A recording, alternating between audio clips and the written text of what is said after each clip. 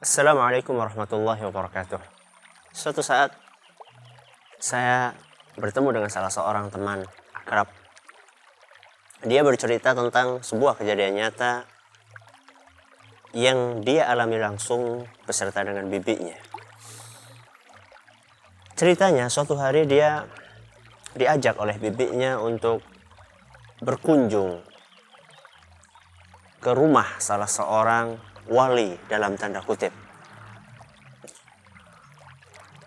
Sesampainya di sana, tamu putri dan putra dipisah.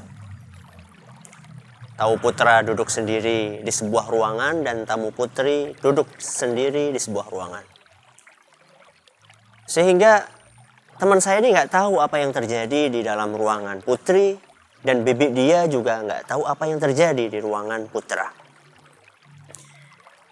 Setelah selesai kunjungan tersebut, teman saya bertanya kepada sang bibi. Kata teman saya, "Bi, apa tadi yang dilihat di tempatnya sang wali?" Kata bibinya, "Masya Allah, nak, ketika kami masuk ke ruangan itu, ternyata di ruangan itu sudah ada sang wali. Sudah ada sang wali di situ, yang wali tersebut, maaf, tidak memakai selembar benang pun di atas tubuhnya, alias telanjang bulat." "Terus bagaimana, Bi?" kata teman saya. "Ya, kami semuanya duduk, ibu-ibu di situ duduk mengelilingi wali telanjang tadi. Kemudian si wali tersebut memanggil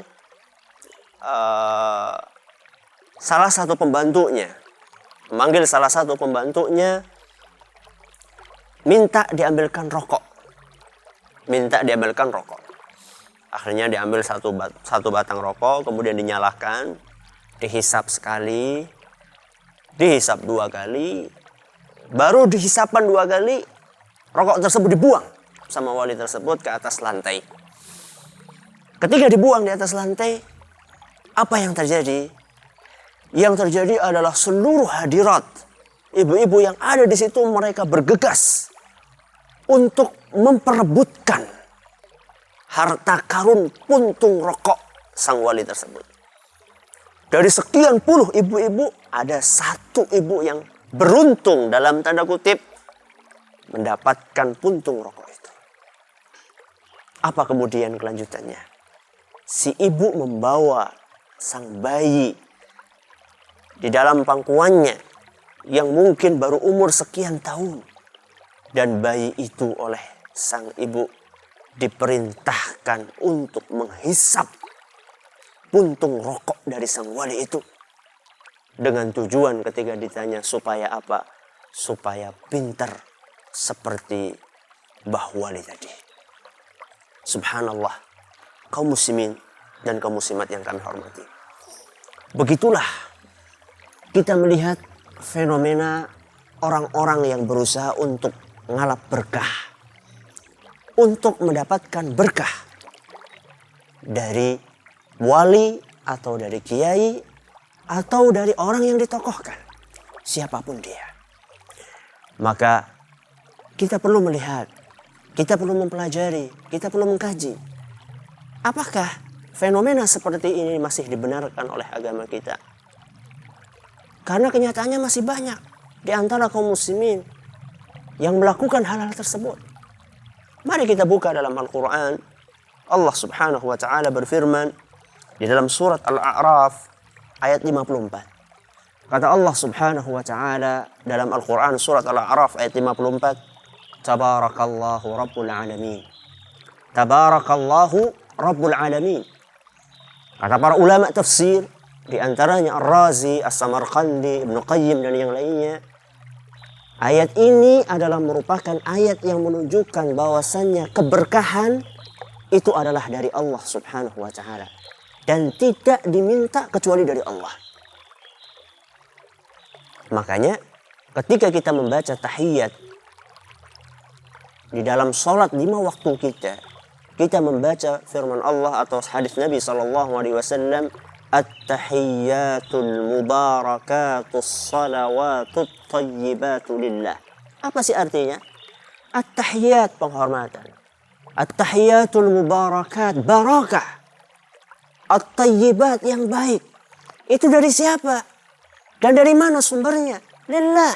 At-tahiyatul mubarakatus salawatut tayyibatu lillah. Dari Allah subhanahu wa ta'ala. Maka seyogyanya dan seharusnya kaum muslimin, ketika mereka mencari berkah, mintalah berkah itu dari Allah subhanahu wa ta'ala. Makanya dalam sebuah hadis yang diriwayatkan oleh Imam Bukhari, Nabi kita Muhammad sallallahu alaihi wasallam bersabda, al-barakatu minallah. Barakah itu dari Allah. Jadi manakala seorang muslim ingin mendapatkan berkah, seharusnya dia meminta berkah tersebut dari Allah subhanahu wa ta'ala.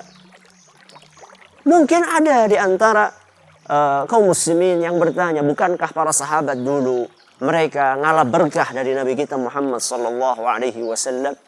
Bahkan diceritakan ketika Nabi sallallahu alaihi wasallam berwudu, para sahabat Nabi sallallahu alaihi wasallam mereka berebut bekas air wudunya Nabi sallallahu alaihi wasallam. Bahkan bukan hanya air wudu, sampai keringatnya Nabi sallallahu alaihi wasallam. Para sahabat mereka berebut untuk mendapatkannya.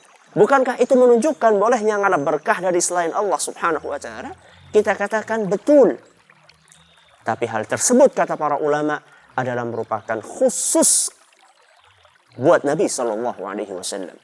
Sebagaimana dijelaskan oleh Imam Ibnu Rajab rahimahullah dalam beberapa kitabnya, beliau menjelaskan bahwa ngalap berkah dari sosok seseorang person itu adalah merupakan kekhususan Nabi kita Muhammad sallallahu alaihi wasallam.